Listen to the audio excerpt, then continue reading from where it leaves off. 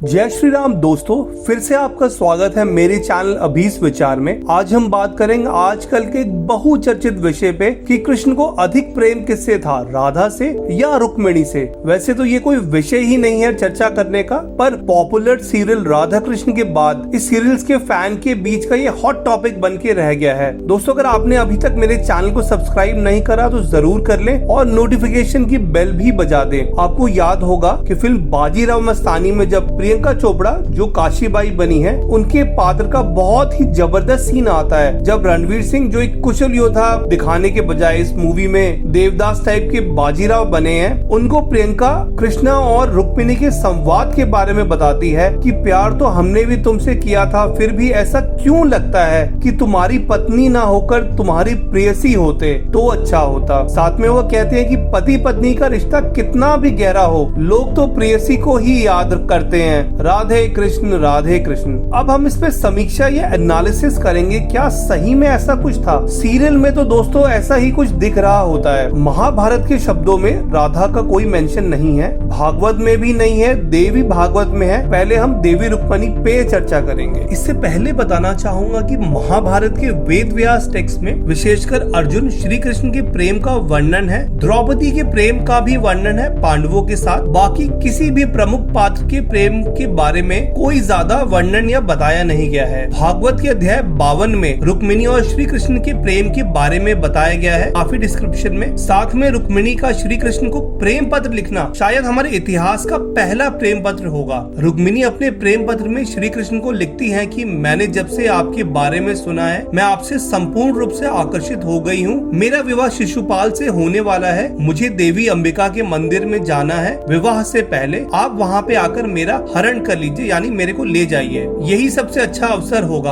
अगर आप नहीं आए तो मैं बिना भोजन को ग्रहण करे और कड़ी तपस्या करके अपने प्राण त्याग दूंगी ताकि अगले जन्म में हमारा मिलन हो जाए। दोस्तों, ये सुन के कृष्ण रुक्मिणी के बारे में बोलते हैं कि रुक्मिणी ने खुद को विशेष रूप से मेरे लिए समर्पित कर दिया है और उसकी सुंदरता निर्दोष या पावन है। मैं उन राजाओं को युद्ध में उसी प्रकार से परास्त करके यहाँ से ले आऊंगा जैसे कोई लकड़ी से धधकती हुई ज्वाला निकलती है। साथ में कृष्ण का ये भी मानना था कि उनका मन रुक्मिणी में केंद्रित हो चुका है और वह रात्रि में अब सो नहीं पा रहे। यही नहीं, श्री कृष्ण अपने सभी दुश्मनों शिशुपाल रुक्मी को परास्त कर रुक्मिणी को उनकी इच्छा से अपने साथ रथ में ले आते हैं। महाभारत के सौप्तिका पर्व में श्री कृष्ण बताते हैं कि कैसे रुक्मिणी ने संतान प्राप्ति के लिए कठोर व्रत और तपस्या की। दोस्तों, साथ में विष्णु पुराण में बताया गया है कि रुक्मिणी ही माता सीता थी रामायण के समय में। ऐसा कुछ भी नहीं है या कहीं बताया गया है कि श्री कृष्ण ने राधा के कहने पे किसी भी दबाव के कारण रुक्मिणी से विवाह किया था। ये सब टीवी सीरियल राधा कृष्ण की फेक कहानी है। मत्स्य पुराण, स्कंद पुराण और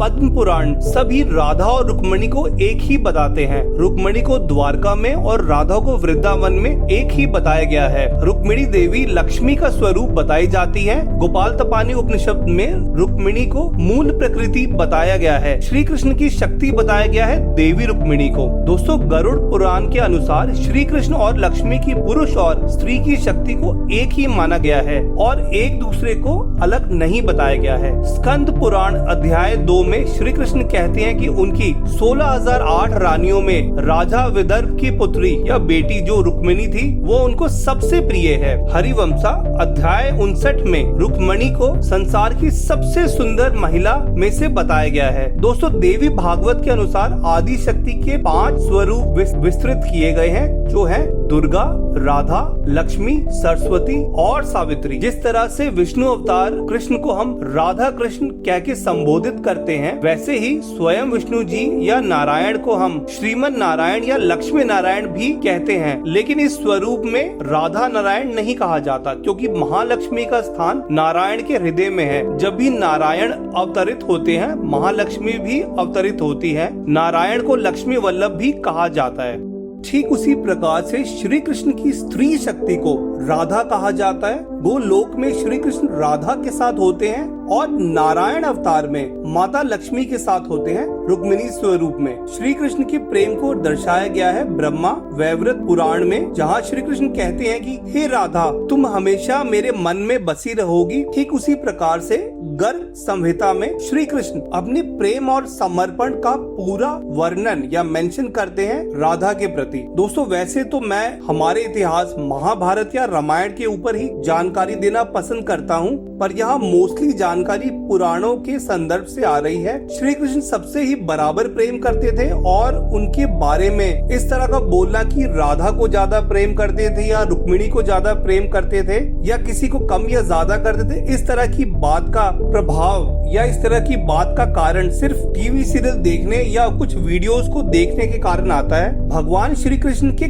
कई रूप हैं, सिर्फ राधा या रुक्मिणी ही नहीं बल्कि अपनी सारी पत्नियों, रानियों, गोपियों और समस्त प्राणियों के लिए उनका प्रेम समान है। भक्ति को बौद्धिक बातों से मापा नहीं जा सकता। सनातन धर्म का पालन करने वाले और विश्वास करने वाले राधा और रुक्मिणी को एक ही शक्ति तत्व समझते हैं। किसी भी तरह का कंपैरिजन ठीक वैसा ही हो जाएगा जैसे कि लोग महादेव महान थे या भगवान विष्णु ज्यादा महान है। इस तरह के अपवाद से हिंदू धर्म को और कमजोर करते हैं। दोनों ही राधा और रुक्मिणी को प्रेम बराबर करते थे श्री कृष्ण, पर अलग अलग रूप में। दोनों रुक्मिणी और राधा के लिए हमारी श्रद्धा और भक्ति समान है। राधा और कृष्ण के मंदिर वृंदावन, गोकुल, मथुरा, बरसाना में मिल जाएंगे, तो फिर रुक्मिणी कृष्ण के मंदिर विदर्भ, महाराष्ट्र और दक्षिण भारत में मिल जाएंगे। दोस्तों सारा डिस्कशन या कंफ्यूजन अगर बोला जाए तो टीवी सीरियल्स जो बहुत पॉपुलर होते हैं, जिनकी हाई टीआरपी होती है, उनकी वजह से आता है। क्योंकि सनातन धर्म के मानने वालों की मान्यता तो राधा और रुक्मिणी में बराबर है,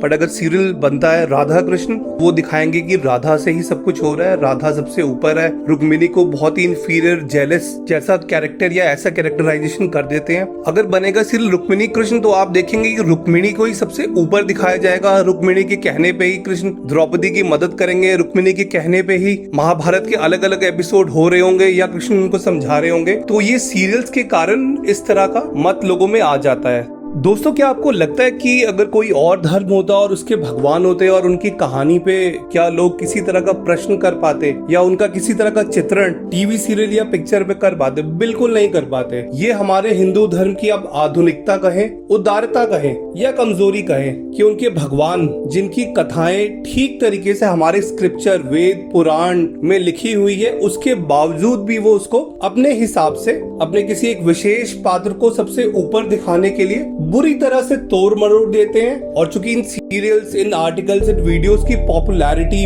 लाखों करोड़ों में होती है, तो हमारे हिंदू जो युवा है, जो नया जनरेशन है, जो शॉर्ट्स में, टिकटॉक में बहुत विश्वास रखता है, वो इन सबको या व्हाट्सएप का स्टेटस बनाता है तो इन्हीं सबको सच मानने लग जाता है अपने ग्रंथों को पढ़ने के बजाय। वापस से वही बात कहूंगा जो हर बार हर वीडियो में बोलता हूँ, सिर्फ और सिर्फ अपने ग्रंथ पढ़े और टीवी सीरियल्स को सिर्फ एंटरटेनमेंट के माध्यम से देखे। दोस्तों अगर वीडियो अच्छा लगा है तो लाइक करें, शेयर करें और मेरे चैनल को जरूर सब्सक्राइब करें। जय श्री राम।